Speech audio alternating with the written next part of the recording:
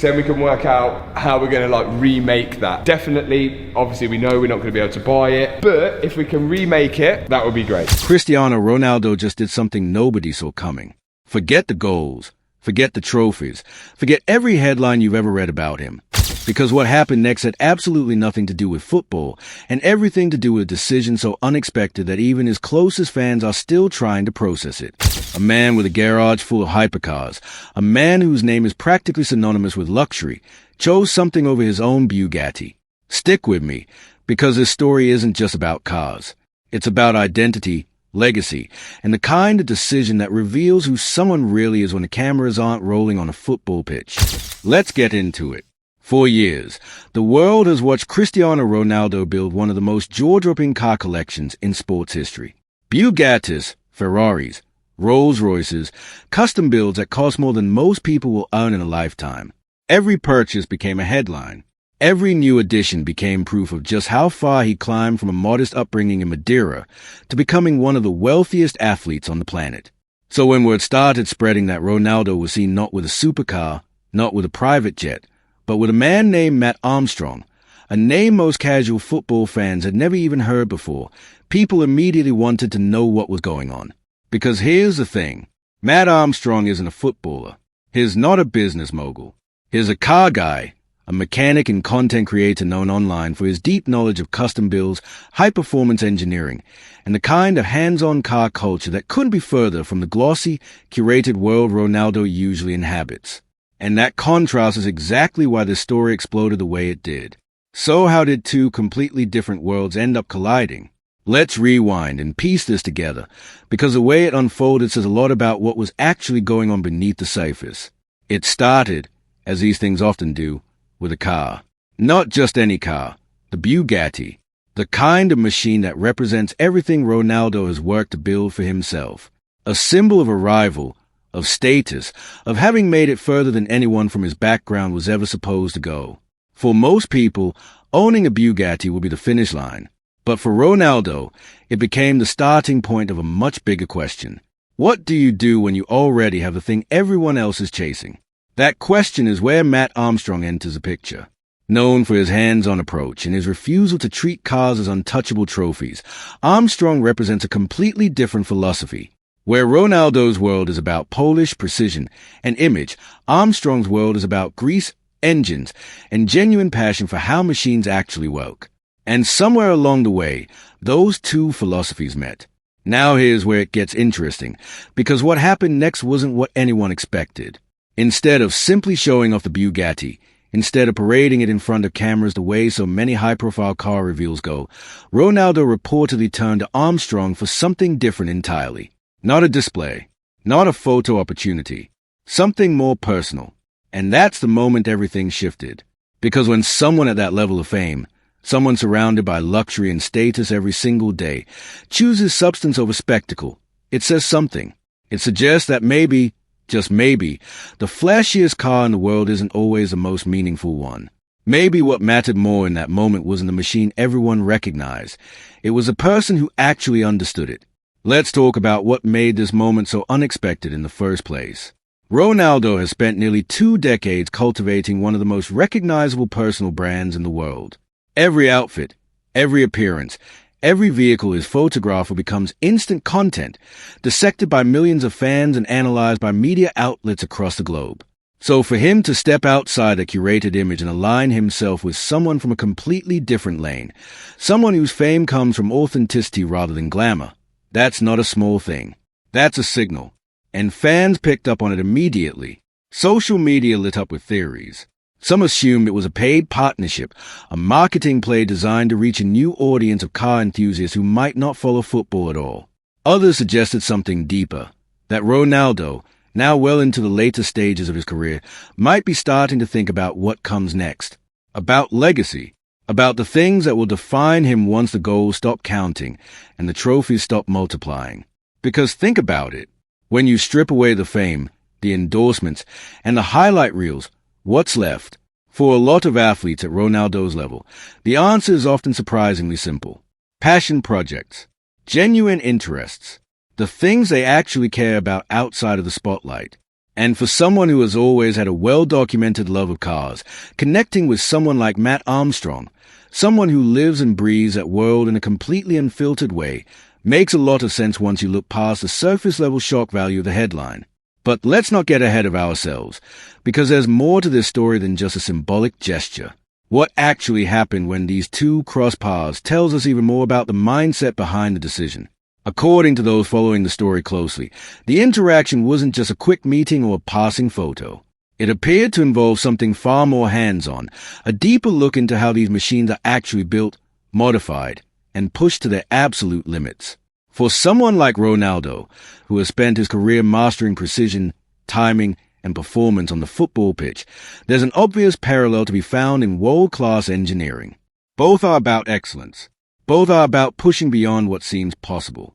And both require an obsession with detail that most people never see. That might be exactly why this connection made so much sense once people stopped reacting and started thinking. Ronaldo isn't just a man who buys expensive things. He's someone who has built his entire identity around discipline, relentless improvement, and refusing to settle for good enough. So gravitating towards someone who applies that same mentality to machines rather than muscles isn't really a contradiction at all. It's a continuation of the same mindset, just in a different arena.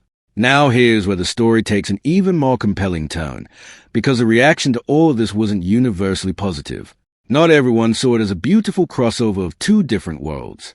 Some longtime fans of the Bugatti brand felt a strange kind of unease watching one of the most famous supercar owners in the world seemingly shift his attention elsewhere. After all, the Bugatti isn't just a car. It's practically a status symbol reserved for those who've reached the very top. To see it seemingly take a back seat, even symbolically, felt to some like a shift in priorities they didn't expect. Others pushed back on that interpretation entirely, arguing that admiration for craftsmanship and admiration for status are two completely different things, and that Ronaldo choosing to spend time with someone who understands the soul of these machines shouldn't be seen as a rejection of luxury at all. If anything, they argued, it elevates the entire experience, because owning something incredible is one thing. Understanding why it's incredible is something else entirely. That tension between image and authenticity, between owning something for status and appreciating it for what it actually is really at the heart of why this story resonated with so many people. It's not really about a car. It's about what that car represents, and what it means when someone at the top chooses to look beneath the surface instead of just admiring the shine. Let's take a moment to talk about who Mat Armstrong actually is, because understanding his background makes this entire situation make even more sense. Armstrong built his reputation the hard way, working with vehicles at a technical level that most casual enthusiasts never get close to. His content isn't about flashing wealth. It's about knowledge. It's about showing people what's actually happening under the hood, breaking down performance numbers, and demonstrating a level of expertise that took years to develop. In a world absolutely flooded with car influencers chasing quick attention, Armstrong stood out precisely because he wasn't chasing anything. He was just doing the work.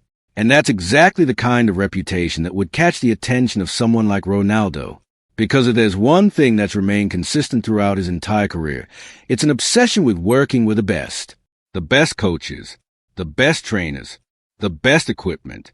So it tracks that when it came to understanding the machines he spent millions collecting, he wouldn't just settle for admiring them from a distance. He'd want to understand them from someone who actually knows their inner workings better than almost anyone else in the space. This is where the story stops being about shock value and starts becoming something far more relatable. Because underneath all the fame, the wealth, and the headlines, what we're really watching is someone chasing understanding. Someone who could easily just enjoy his collection at surface level, choosing instead to go deeper.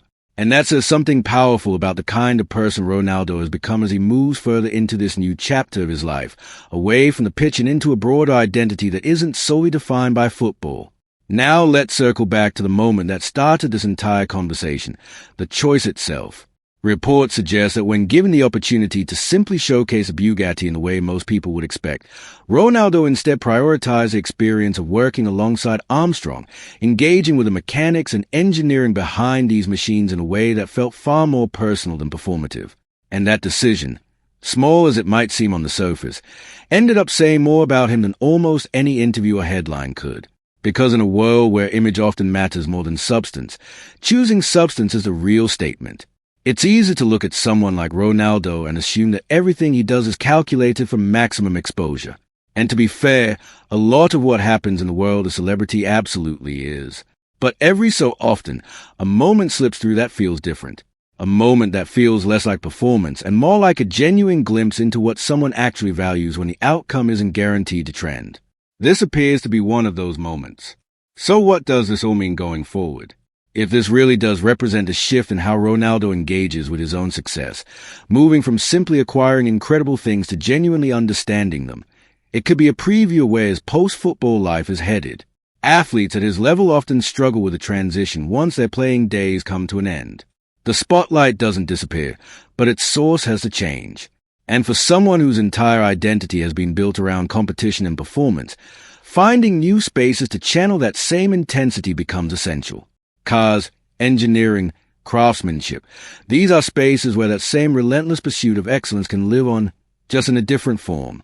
And aligning with people like Mat Armstrong, people who spend their lives mastering a completely different kind of skill, might be exactly the kind of pivot that keeps someone like Ronaldo engaged and fulfilled long after the whistle blows for the final time.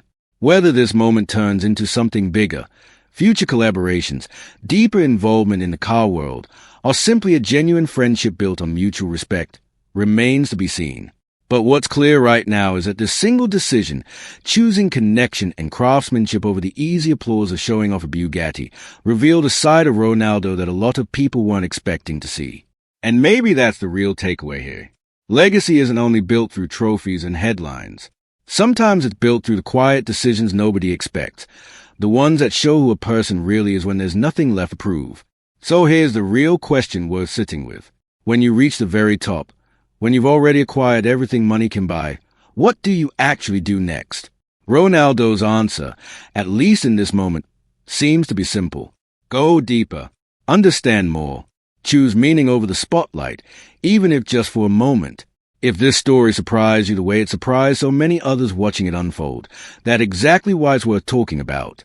It's a reminder that even the most famous people in the world are still capable of moments that feel genuinely unexpected. If you enjoyed this breakdown, make sure to hit that like button, subscribe for more stories like this one, and turn on notifications so you never miss the next deep dive. And if you're hungry for more, check out the next video on your screen right now. Trust me, you're not going to want to miss it.